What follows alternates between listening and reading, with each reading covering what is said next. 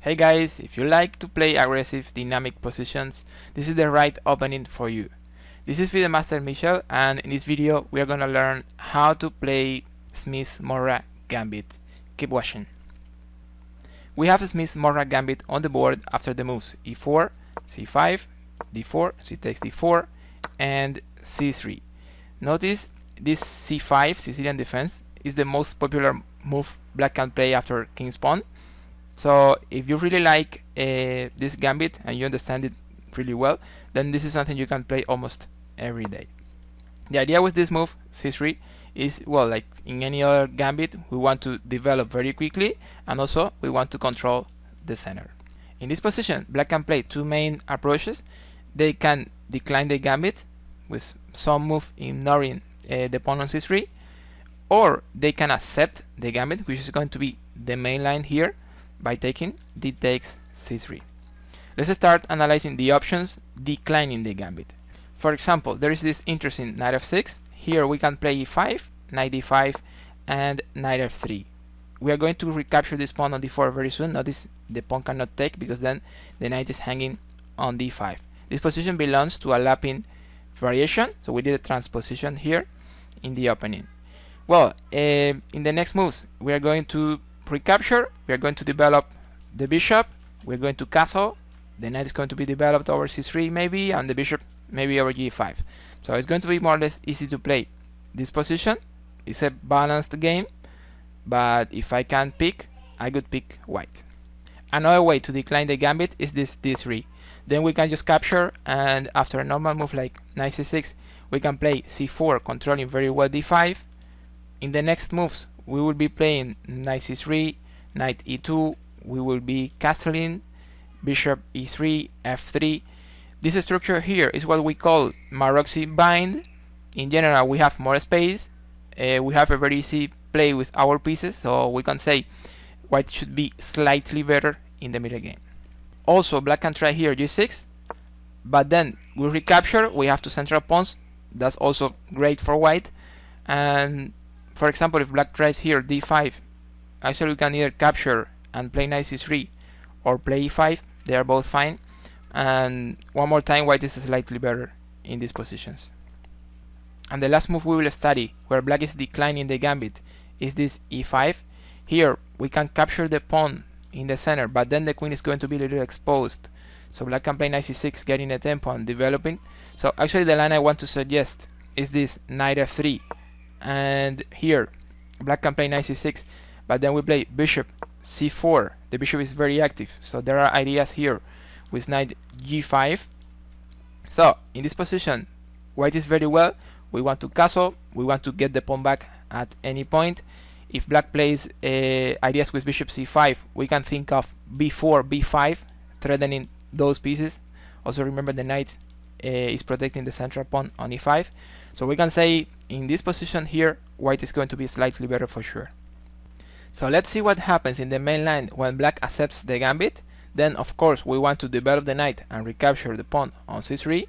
Then a normal move for black is knight c6. We can just play knight f3 here. And here black can use some different settings for the pawns, like d6 e6, like d6 g6, or d6 e5. So we're going to see the general ideas for the next moves. We want to play bishop c4, we want to castle, we want to play queen e2, which is an important move because the rook is coming from f1 to d1. Also this bishop is going to be developed somewhere over g5, f4, or e3, depending on how black develops. And then this rook is coming to c1. This bishop very often goes back, so we clear the line. So the rooks are very active in those files. The idea for the middle game is to improve our pieces step by step.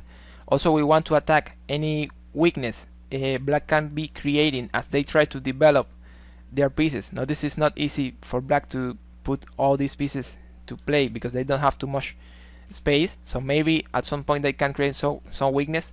For example, sometimes they will play some a6 to control b5. Also they will play some e5, then d5 is going to be exposed. So that's one of the main ideas. We want to take advantage of the moves black will be playing as they develop, and we will try to exploit or target those weaknesses with our active pieces. something we need to highlight is this trick. I think they call it Siberian trick, and it is after the moves e6, bishop c4, knight f6, we castle, and then this tricky move queen c7. There are some ideas with the bishop, so queen e2 is fine now, protecting the bishop and also clearing d1, and then the trick is here, this move knight g4, which is actually an interesting move. And if we play here a3, which is very logical, then we are falling for the trick, because here black can play this great knight d4, and they are attacking the queen, they are attacking the knight, which is the defender of h2. That is, they are mating over here. So here we are in a big problem. For example, if white plays here queen d3, there is this capture on f3 with check, and mate in the next with queen h2. So in this position, if black plays this Siberian trap with knight g4, we don't have to fall for it. We can just play here g3, avoiding any kind of tactics over here, and in the next moves we continue with the normal plans for Smith-Morra Gambit, where we have better development and more activity for our pieces. Just to finish, let's see how good a main line could be in this Smith-Morra Gambit.